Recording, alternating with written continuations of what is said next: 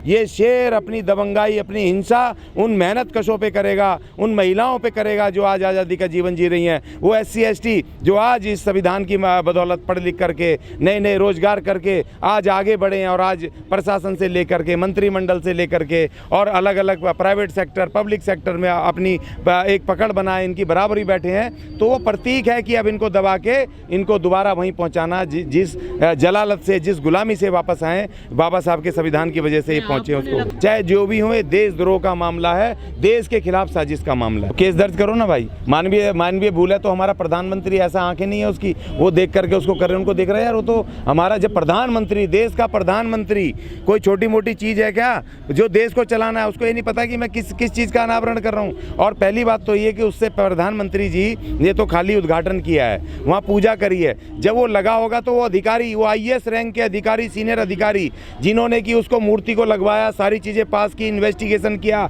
तमाम किया, जिसने बनाया ठेकेदार ने, उसको देखा नहीं क्या? उसको पहले सीधा लगा दिया आंख मूंद करके, उस पर पट्टी बांध करके उस पर लगा दिया। तो पूरी साजिश है, पूरी रणनीति के तहत ये किया है। और खाली प्रधानमंत्री थे क्या वहाँ पर प्रेस भी थी, प्रेस ने तो सवाल नहीं उठाया क्योंकि जो गोदी मीडिया थी वहाँ पर, हमारा जो दूसरा मीडिया जो आप खड़े वो नहीं, जो गोदी मीडिया था उसने तो सवाल नहीं उठाया कि भाई ये क्या वो नहीं दिख रहे थे। और वहाँ पर तमाम IAS IPS अधिकारी मौजूद थे, वहाँ पर सिक्योरिटी अधिकारी मौजूद थे, वहाँ पर मंत्रिमंडल के और भी लोग मौजूद थे। सबकी आंखें फूट गई क्या? किसी को दिखाई नहीं दिया कि ये गलत काम हो रहा है? प्रधानमंत्री जी को रोकें कि ये गलत बना है, इसका दोबारा इसको पोस्टपोन करें, बाद में उद्घाटन करेंगे। तो ये सोची समझी रणनीति है। ऐसा हो ही नहीं सकता कि प्रधानमंत्री महोदय किसी चीज़ का अनावरण करें, उद्घाटन करें और उसमें इतनी भारी चूक हो जाए। तो मानवीय भूल नहीं कह सकते, ये मानवीय भूल नहीं है, ये शैतानी भूल है, साजिशतन भूल है। ये साजिशतन की गई है कि अगर खराब हो गया तो ये जी गलती से हो गया, अगर आवाज उठी तो,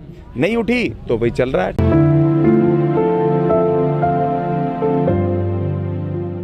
लेकिन ये जो शेर है, ये शेर उस मनुवाद का प्रतीक है कि जो कि उन गरीब जो SC जो उसमें शूद्र गवार, ढोल गवार, शूद्र पशु नारी, उनको जो वो शेर ये खाता है, जो उनको उनके खिलाफ जो हिंसा करता है, जो उनको प्रताड़ना देता है, तो ये उसका प्रतीक है, उस हिंसा का प्रतीक है और उस मनुवाद का प्रतीक है जो कमज़ोरों को दबाता है। और जो चंद ताकतवर हैं, ये उनका पालतू कुत्ता है। ये शेर जो कि आपने पूंछ भी देख ली पालतू कुत्ते की, ये उनका है जो चंद लोगों के, ताकतवर लोगों के उस पर काम करता है, जो जातिवादी हैं, जो शोषणकारी हैं, जो अछूतों को, महिलाओं को, जो मजदूरों को, मेहनत कशों को जो सताते हैं, जो जानवरों को सताते हैं, ये तमाम उन लोगों का प्रतीक है जो शेर है। और इन्होंने बड़ी चालबाजी के साथ ये चेक कर रहे हैं, करंट चेक कर रहे हैं। जैसे 2018 में SC ST एक्ट को इन्होंने छेड़ करके किया था, उसी तरह ये जो प्रतीक है, जो हमारा शांति का प्रतीक है, हिंसा का प्रतीक, पूरी दुनिया में जो भारत में अहिंसा और शांति के नाम से, बुद्ध के नाम से जिस देश को जाना जाता है, उस देश को ये मनुवाद के नाम से जनवाना चाहते हैं। और उस शेर का मुंह फाड़ करके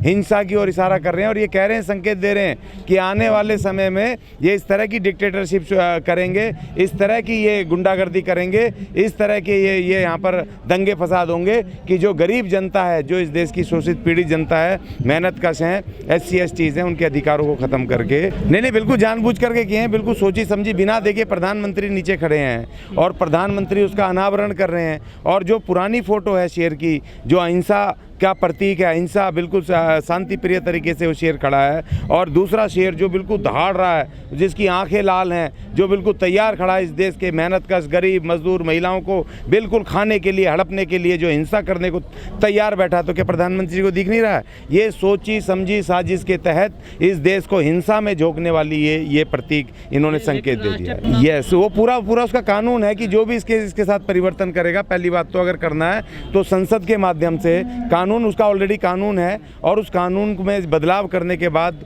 पूरे दोनों सदनों में पास करवा के तब आप उसको कर पाएंगे। लेकिन इन्होंने ना तो संसद को बताया, ना इन्होंने कोई ऑर्डिनेंस लाए, ना इन्होंने कोई अपने कैबिनेट में पास किया, उस पर चर्चा ही नहीं की, क्योंकि ये समझते हैं इस देश के जो लोग हैं, SC ST OBC के, महिलाओं की जो लोग हैं, वो मूर्ख हैं, उनको दिखाई नहीं दे रहा है कि उनके अधिकारों पर कुठाराघात हो रहा है। और ये प्रतीक है, देखिए, नई संसद की छत पे नया शेर परिवर्तन करके इन्होंने किया, उसका बिल्कुल प्रतीक है जो हम बार बार कह रहे थे थे कि नई संसद में नया संविधान होगा, ये तो संविधान भी बदला जाएगा। तो ये इन्होंने ये चेक किया है कि इनमें करंट कितना बचा है। अभी जो ये तमाम संविधान को मानने वाले लोग हैं इस देश में, जो बाबा साहब को मानने वाले लोग हैं, बुद्ध को मानने वाले लोग हैं, और इस देश के महान संविधान को जो इस देश के 4 पिलरों पे खड़ा है, न्याय पे खड़ा है, स्वतंत्रता, समता और बंधुता पे के जो 4 पिलर पे खड़ा है, जो इस तमाम सबको समान न्याय, समानता, भाईचारा देता है, सबको न्याय की गारंटी देता है। तो वो पिलरों को उखाड़ के फेंकने की इनकी साजिश है। और ये अशोक चिन्ह ये प्रतीक था अहिंसा, शांति और बराबरी का प्रतीक, उसको इन्होंने गैर बराबरी में और हिंसा। ये तो कह रहे हैं कि सारनाथ से लिया गया है, जो म्यूजियम में रखा हुआ है ओरिजिनल जो अशोक स्तंभ है वहाँ से लिया गया है इसका पूरा नक्शा। देखिए, जो हमारे पुराने जो प्रतीक बने हुए हैं और आज भी लगे हुए हैं संसद पे और जो राष्ट्रपति भवन पे आज भी लगे हैं, भाई आपको सारनाथ जाने की क्या जरूरत थी?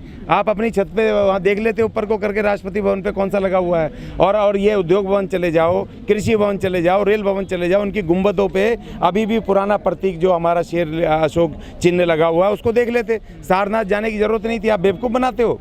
और दूसरी बात ये कि संसद की फाइलों में बाकायदा हमारे अशोक चिन्ह का उसका पूरा कानून बना हुआ है, उसकी फ़ोटो बनी हुई है, उसका तौर तरीके लिखे हुए हैं, तो उसमें से देख लेते। आपको सारनाथ जाने की जरूरत नहीं थी। कि ये जो इनका प्रतीक है ये मनुवाद का प्रतीक है, जो गरीबों को मारता है, गरीबों पे हिंसा करता है। जो मैं बार बार कह रहा हूँ, ढोल गवार शूद्र पशु नारी, ये है सकल ताड़ना के अधिकारी। ये जो शेर उनका पालतू कुत्ता है चंद लोगों का, जो कि इन तमाम वर्गों को कठोरता से पीटता है, मारता है, इनकी मेहनत को खाता है। अगर ये विद्रोह करते हैं, अपनी आवाज़ उठाते हैं, तो उनको उस हिंसात्मक तरीके, क्रूरता के साथ दबाता है, उनके अधिकारों को नहीं लेने देता। तो ये उसका प्रतीक है। ये उस मनुवाद को लाना चाहते हैं। 2024 में जो नई संसद इन्होंने बनाई है, जिस पे ये लगाया है, उसमें नया संविधान ये मनुवाद पे आधारित लेकर के आएंगे और ये नया संविधान और नई व्यवस्था लेकर के आएंगे। ये इन्होंने चिन्ह, ये संकेत दे दिया है इस शेर को बदल के। सर, ये तो मनुवाद का ना, हवन कीर्तन फलाने डिकड़े ये सब करने मनुवाद के प्रतीक हैं। आपको पहली बात तो ये कि जब आप देखो हिंदूवाद में क्या है कि जो कोई नई मूर्ति लगाते हैं किसी भगवान की, देवी देवता की, या उसको प्राण जीवित करते हैं कि इसको उसकी पूजा करते हैं। तो ये शेर, हिंसात्मक शेर, इस देश की आधी आबादी को ख़त्म करना है और जो रह जाएंगे उनको गुलाम बनाना है। और उसमें खासतौर पे अनुसूचित जाति और महिलाएं खासतौर पर, और वर्किंग क्लास, क्योंकि उन्होंने 4 लेबर कोड लिया है ना।